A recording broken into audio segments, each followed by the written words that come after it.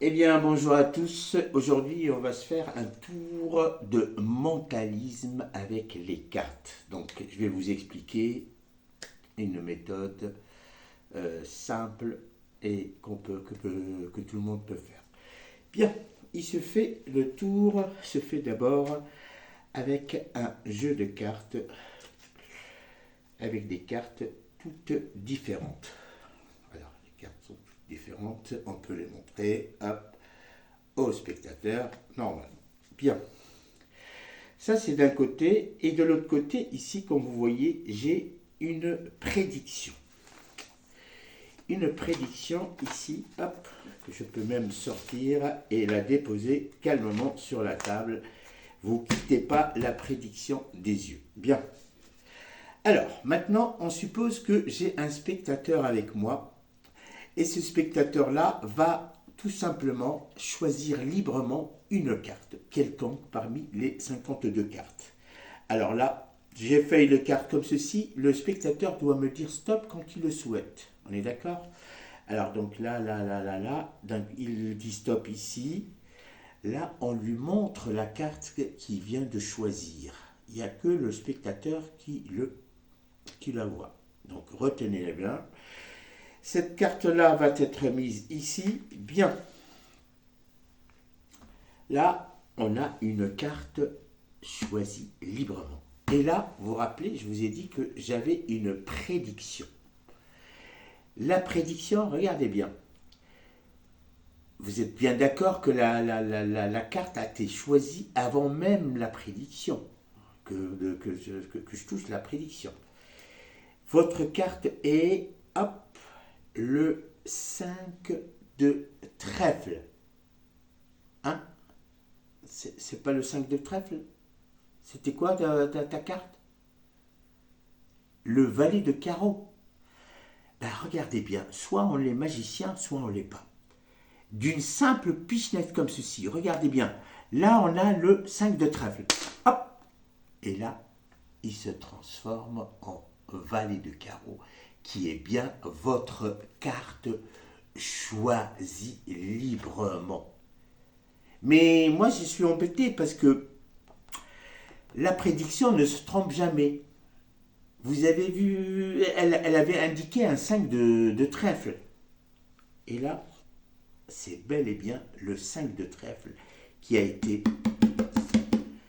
sorti dès le départ. Finalement, ma prédiction ne se trompe jamais. Pourquoi? Alors parce que si je fais une petite pichenette là, ma prédiction revient à la carte qui est sur la table. Et voilà. Bien. Alors, on va procéder à l'explication de ce magnifique tour de prestidigitation de magie des cartes. Bien. Alors, je vais me concentrer surtout sur ce gimmick-là plutôt que sur les techniques de forçage d'une carte. Donc là, je suppose que vous savez comment forcer une carte. C'est tout simplement, alors moi, il y a beaucoup de méthodes.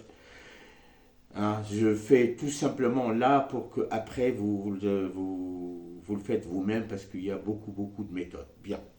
Alors donc là j'ai mon valet de carreau, carte à forcer. Bien. Alors donc je force le valet de carreau. En forçant le valet de carreau, donc là je vais vous le faire tout de suite. Là, clac, clac, clac, clac, hop, je force le valet de carreau, mais en déposant la carte, hop, je file la deuxième carte qui est le 5 de trèfle. Vous voyez, hop, et là, donc, je ne vais pas m'attarder sur le forçage des cartes parce qu'un magicien, à votre niveau, normalement, vous savez faire le forçage. Donc, le mécanisme de ce tour, une carte avec un trou, une fenêtre. Alors ce trou-là, hop, et deux languettes derrière. Tac, ça fait ça en fait. Les languettes s'intervertissent. Tantôt il y en a une en bas, tantôt c'est l'autre en bas. Donc, bien entendu, il y a là, ici, j'ai mis un valet de carreau et de l'autre côté, j'ai mis un 5 de trèfle. On remarque que je pouvais changer les cartes comme je voulais. Alors, donc, ce qui fait que ça donne ça, une petite pichenette, tac. Là, normalement, quand on donne une petite pichenette ici, hop, ça change. Non, là, ça c'est valet de carreau. Et là, ça c'est 5 de trèfle. Hop, 5 de valet de carreau. Et là, 5 de trèfle. Bien. Alors maintenant, on va procéder à la fabrication de ce petit gimmick. Alors d'un côté, on a un rouleau de adhésif double face. Paf.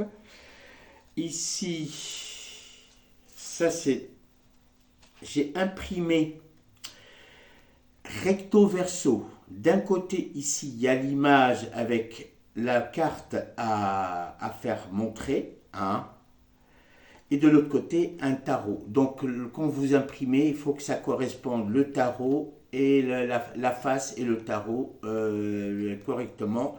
Comme ça, pour le découpage, ça coïncide. Parce que c'est pas évident hein, quand on imprime. Hop, des fois, recto, verso, ça décale. Donc, essayez quand vous utilisez, par exemple, le Word, de centrer votre carte et le tarot exactement centré pareil. Comme ça, la carte, l'imprimerie, quand elle va faire sa photo, elle fasse correspondre les faces et tarots en même temps. Moi, ce que j'ai fait sur une feuille A4, j'en ai fait 4 images comme ça, et derrière, 4 tarots comme ça. Alors ça, c'est d'un côté, et de l'autre côté, soit vous faites une autre feuille pareille, ou tout simplement une feuille avec juste un tarot d'un côté et blanc de l'autre. Bien. Ça, c'est pour l'imprimerie. Aussi, j'ai imprimé beaucoup 52 cartes qui sont à la taille de la petite fenêtre qui est là. D'accord? À la taille de la petite fenêtre qui est là. Bien. Maintenant, alors donc, en gros, il vous faut imprimer d'un côté les cartes et le tarot recto verso et ah oui, et tout plastifier hein. Il faut plastifier le tout hein, pour que ça soit rigide quand même, en plus ça va se garder quoi. Bien, alors donc on va procéder à la fabrication. Donc la carte avec les forçages, donc il faut donc un cutter, pâte à fixe et ruban adhésif. Et voilà, vous avez tout. Bien, d'abord vous allez découper avec le cutter, hop, ici, la petite fenêtre ici. D'accord? Moi je l'ai fait à l'avance pour qu'on ne perde pas de temps. Hop, ça c'est la petite fenêtre qui est déjà découpée ici. Hop, voilà. Donc ça vous donne une image avec un trou dedans. Voilà. Et je précise bien, ce trou-là, il faut bien qu'il soit centré pour que d'un côté, les flaps des languettes se fassent symétriquement. Bien.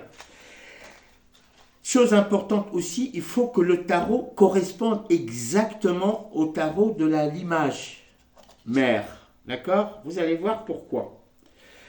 Pour faire un camouflage à sorte de caméléon, quoi. Pour que quand ça se superpose, là, vous allez voir ici, regardez bien, là, les languettes, la superposition des motifs, ils sont bien, hop, comme ça, l'œil humain ne peut pas discerner facilement les deux languettes. En fait, c'est pour camoufler à la face arrière les deux languettes. On est d'accord? Bien. Alors donc, ici, on a fait notre petite fenêtre. Et là, c'est tout simplement, vous allez calculer vos languettes.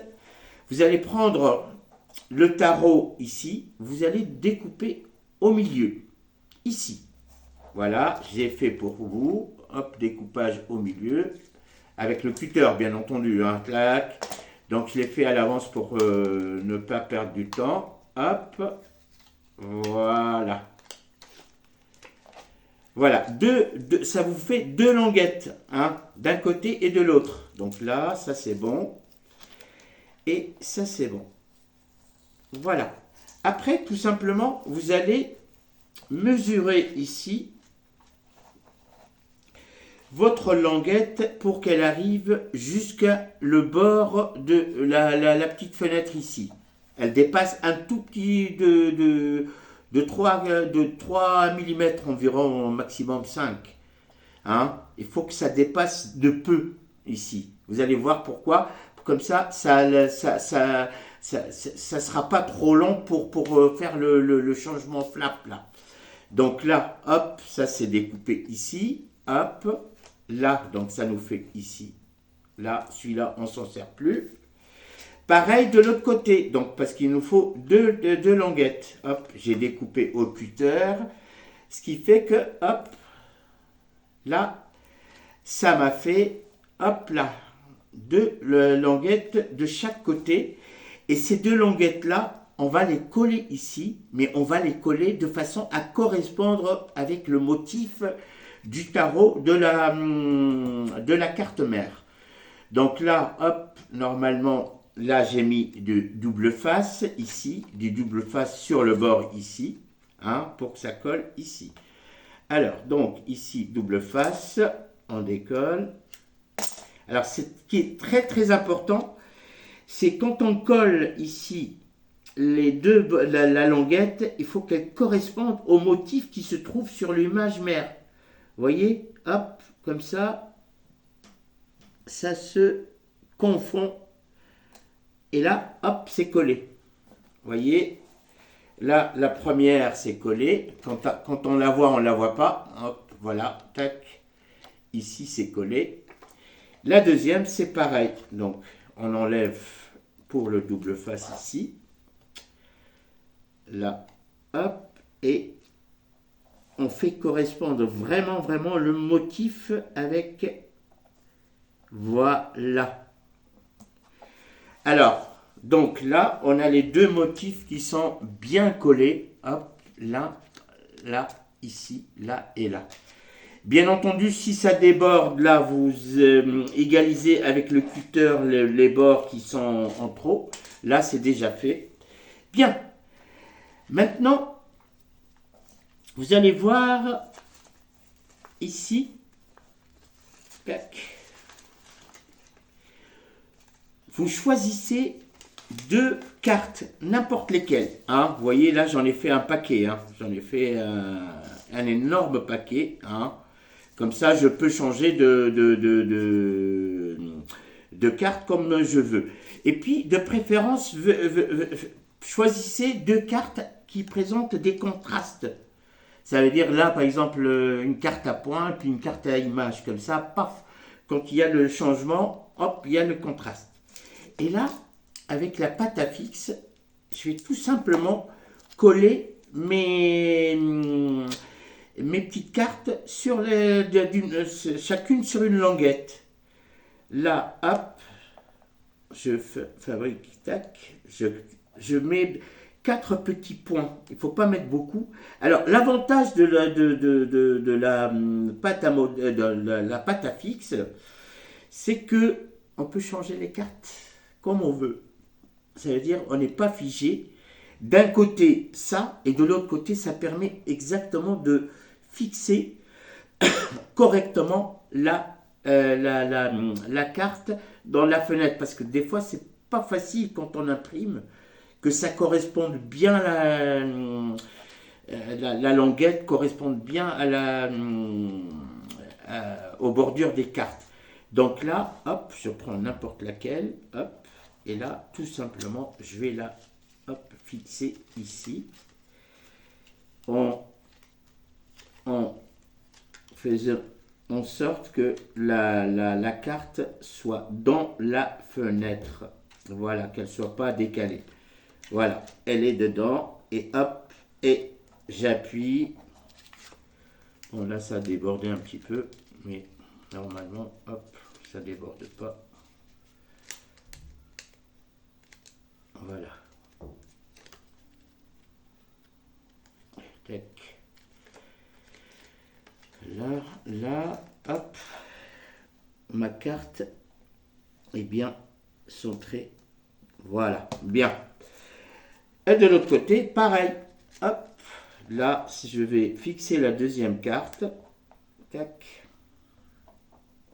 Avec la pâte à fixe, comme je vous ai dit, l'avantage c'est que on peut changer quand on veut d'autres cartes, quoi. Et puis on peut mettre à la place des cartes, mettre des petites images, des lettres. C'est ça qui m'a séduit dans cette idée-là de construction. Hein. Hop. Voilà. Là, normalement, ça peut coller bien au milieu. Voilà. Appuyez bien. Ah là. Et là, ma carte est prête. Alors, vous avez le choix, si vous voulez, renforcer ça avec du scotch ici, du scotch là. Et moi, dans mes cartes, j'ai renforcé avec du scotch. J'ai renforcé ici, ici. J'ai fait des renforcements. Je vais vous expliquer pourquoi, tout simplement. Parce que des fois, quand on plastifie le papier, ça se décolle. Le plastique, ça se décolle. Ça, c'est pour que ça le rende beaucoup plus solide. Donc, normalement, hop, ma petite carte gimmick est prête. Regardez bien. Là, on a le 7 de 2. Et hop, ça se transforme en roi de carreau instantanément. Et là, paf. Et là, hop, ma carte est prête. Et voilà le gimmick. Donc, vous pouvez alors faire choisir n'importe quelle carte. Hop, là, c'est en l'occurrence, paf, paf, paf, paf, paf, c'est le 7 de pique. Voilà, par exemple, là, vous avez à forcer le 7 de pique. Hein. Là, vous dites, hop, est-ce qu'il y a l'avantage, comme vous voyez ici, on peut montrer tout en bougeant, hein, le spectateur, il ne verra pas le gimmick ici, hein, d'accord? Alors, donc, là, vous avez vous déposez, par exemple, là, hop, le roi de carreau, et vous dites, hop, j'ai une prédiction ici, mettez dessus quelque chose, hein, prédiction là, mettez dessus quelque chose pour que les spectateurs ne fixent pas trop le gimmick. J'ai une prédiction ici. Et là, vous allez forcer le 7 de pique. Choisissez à votre choix comment choisir. Hop, là, hop, vous dites, choisissez la carte. Regardez là. Ah, c'est le 7 de pique. Je le savais que c'était le 7 de pique. Ah, c'est pas le 7 de pique. Ah, c'est normal, parce que soit vous dites, ah, c'était la carte de l'autre spectateur, mais c'est pas grave, hein, vous êtes magicien, hop, et là, c'est le 7 de pique qui se transforme instantanément. Voilà, c'est comment transformer un petit tour vraiment de magie avec une simple activité pour enfants. Moi, je l'ai trouvé, cette idée-là dans une activité pour enfants. Voilà.